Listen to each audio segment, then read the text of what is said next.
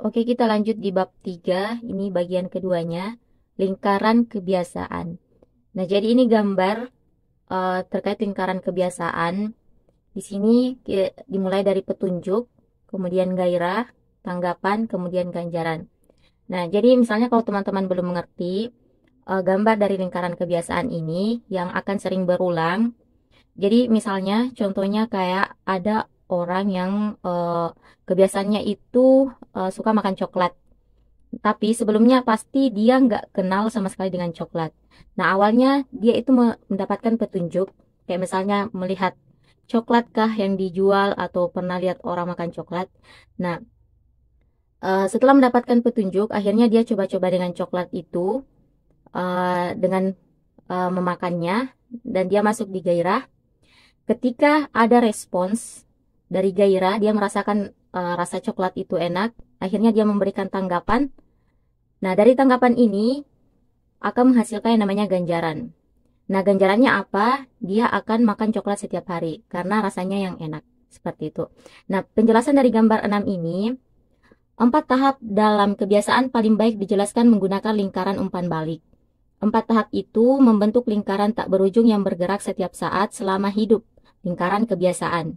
Ini terus merambah lingkungan, meramalkan apa yang akan terjadi berikutnya, mencoba tanggapan-tanggapan berbeda dan belajar dari hasil-hasilnya. Untuk ringkasnya, petunjuk memicu gairah yang memotivasi tanggapan yang mengantar ke ganjaran yang memuaskan gairah dan akhirnya terkait lagi dengan petunjuk. Bersama-sama, keempat langkah ini membentuk lingkaran umpan balik neurologis petunjuk, gairah, tanggapan, ganjaran, petunjuk, gairah, tanggapan, ganjaran yang akhirnya memungkinkan Anda menciptakan kebiasaan yang otomatis. Siklus ini dikenal dengan lingkaran kebiasaan. Proses 4 langkah ini bukan sesuatu yang terjadi sesekali, melainkan lingkaran umpan balik tak berujung yang terus berjalan dan aktif setiap saat selama hidup, termasuk saat ini. Otak terus memantau lingkungan sekitar, meramalkan apa yang akan terjadi kemudian, mencoba membuat tanggapan-tanggapan berbeda, dan belajar dari hasil. Seluruh proses selesai dalam sepersekian detik, dan kita menggunakannya berulang-ulang tanpa menyadari semua yang telah dikemas dalam kegiatan terdahulu. Kita bisa membagi 4 tahap ini menjadi 2 fase, fase masalah dan fase solusi. Nah, ini yang menarik. Fase masalah terdiri atas petunjuk dan gairah. Dan ini terjadi ketika Anda sadar ada sesuatu yang perlu berubah.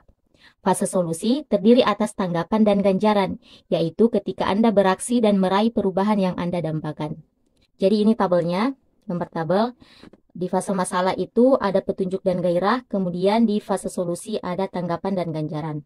Semua perilaku digerakkan oleh gairah untuk memecahkan masalah.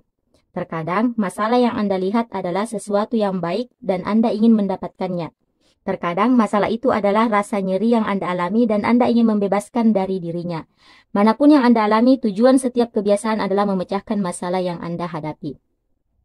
Dalam tabel di halaman mendatang, Anda akan melihat beberapa contoh seperti apa yang kelihatannya dalam dunia nyata.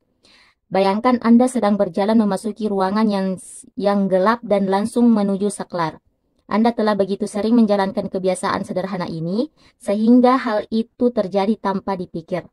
Anda menjalankan 4 tahap ini dalam sepersekian detik. Dorongan untuk beraksi terjadi tanpa Anda pikirkan. Ketika menjadi dewasa, kita jarang memperhatikan kebiasaan-kebiasaan yang berjalan dalam hidup kita. Kebanyakan kita tidak pernah berpikir 2 kali tentang kenyataan bahwa kita menyimpul tali sepatu dulu setiap pagi, atau melepas kabel pemanggang roti setelah menggunakannya, atau selalu berganti baju yang lebih nyaman segera setelah tiba di rumah dari tempat kerja. Setelah puluhan tahun mental kita terprogram, kita secara otomatis masuk ke pola pikir dan bertindak ini. Oke, ini ada tabel di fase masalah dan fase solusi. Kita bahas sama-sama ya. Nah, untuk di fase masalah, bagian pertama, petunjuk yaitu ponsel Anda berbunyi pertanda ada pesan singkat baru. Nah, Anda ingin tahu pesan itu, jadi itu ganjarannya. Kemudian tanggapan Anda apa? Anda mengambil ponsel Anda dan membaca pesan. Kemudian ganjarannya, Anda puas karena telah membaca pesan, meraih ponsel menjadi terhubung dengan bunyi ponsel. Nah, tabel yang kedua, Anda sedang menjawab email. Anda mulai merasa stres dan kewalahan dengan tugas Anda ingin merasa memegang kendali. Nah, kemudian Anda masuk di fase solusi, Anda menggigit-gigit kuku. Ini karena faktor stres ya dari fase masalah yang ini.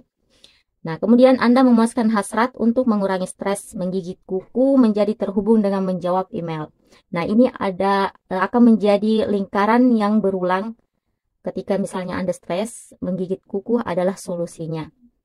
Nah, kemudian Anda bangun tidur, Anda ingin merasa segar, Anda minum secangkir kopi, Anda memuaskan hasrat untuk merasa segar, minum kopi menjadi terhubung dengan bangun tidur. Dan ini akan menjadi otomatis terjadi setiap paginya bagi misalnya yang sering minum kopi, karena itu sudah menjadi lingkaran kebiasaan. Oke, next yang ini. Anda mencium wangi donat ketika berjalan di dekat kantor, kemudian Anda mulai menginginkan makan donat, dan tanggapan apa Anda? Anda membeli donat dan memakannya, kemudian ganjarannya adalah Anda memuaskan hasrat Anda untuk makan donat.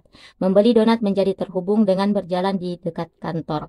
Oke, jadi ini menjadi kebiasaan seseorang ketika berjalan ke kantornya, setiap hari dia akan singgah untuk membeli donat. Nah, itu akan menjadi lingkaran kebiasaan. Kemudian, Anda menemui hambatan ketika sedang mengerjakan proyek. Anda merasa kesal dan ingin melepaskan rasa frustasi. Anda mengambil ponsel dan melihat-melihat media sosial. Anda memuaskan hasrat untuk terbebas dari rasa kesal. Melihat-lihat media sosial menjadi terhubung dengan pekerjaan yang macet. Oke, kita masuk di 4 kaidah perubahan perilaku. Dalam bab-bab mendatang, kita akan melihat sekali lagi bagaimana 4 tahap petunjuk, gairah, tanggapan, dan ganjaran berpengaruh pada hampir segala sesuatu yang kita kerjakan setiap hari. Namun, sebelum menjalankannya, kita perlu mengubah 4 tahap ini menjadi kerangka kerja praktis yang dapat kita gunakan untuk merangsang kebiasaan-kebiasaan baik dan menghilangkan kebiasaan-kebiasaan buruk. Saya menyebut kerangka kerja ini 4 kaidah perubahan perilaku, dan menyediakan seperangkat aturan sederhana untuk menciptakan kebiasaan-kebiasaan baik dan membongkar kebiasaan-kebiasaan buruk. Anda dapat memandang tiap rukun sebagai tuas yang memengaruhi perilaku manusia. Ketika tuas-tuas itu berada di posisi yang tepat, menciptakan kebiasaan baik menjadi mudah. Ketika tuas-tuas itu berada di posisi yang keliru, upaya yang sama hampir mustahil. Ketika tuas-tuas itu berada di posisi yang keliru, upaya itu hampir tidak mungkin. Oke, jadi di sini ada tabel lagi. Bagaimana menciptakan kebiasaan baik. Jadi hukum pertama yaitu petunjuk yang masih penulis tadi bahas. Ini akan dijadikan terlihat. Hukum kedua yaitu gairah, menjadikannya menarik. Kemudian hukum ketiga tanggapan, menjadikannya mudah.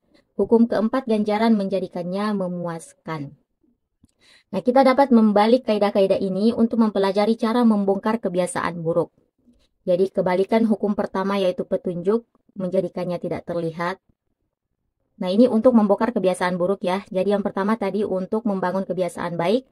Kemudian jika seseorang mempunyai kebiasaan buruk, nah bagaimana cara membongkar kebiasaan buruk itu?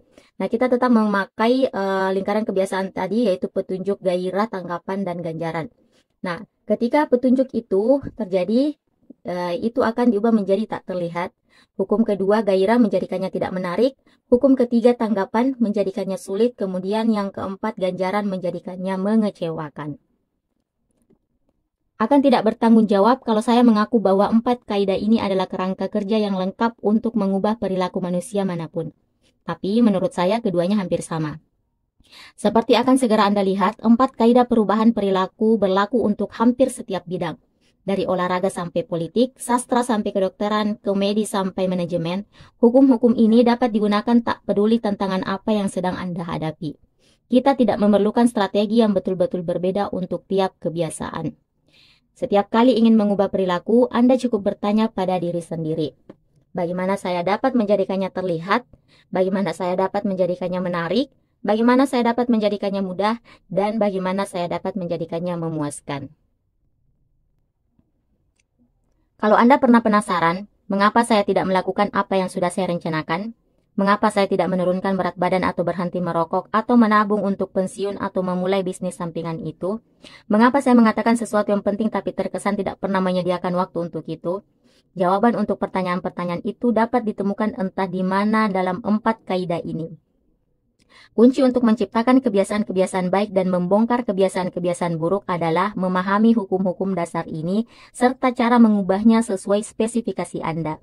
Setiap sasaran dipastikan gagal kalau berlawanan dengan unsur-unsur alami manusia. Kebiasaan Anda dibentuk oleh sistem-sistem dalam hidup Anda. Dalam bab-bab mendatang, kita akan membahas satu demi satu hukum ini dan menunjukkan bagaimana Anda dapat menggunakannya untuk menciptakan sistem tempat kebiasaan-kebiasaan baik muncul secara alami dan kebiasaan-kebiasaan buruk pelan-pelan menghilang.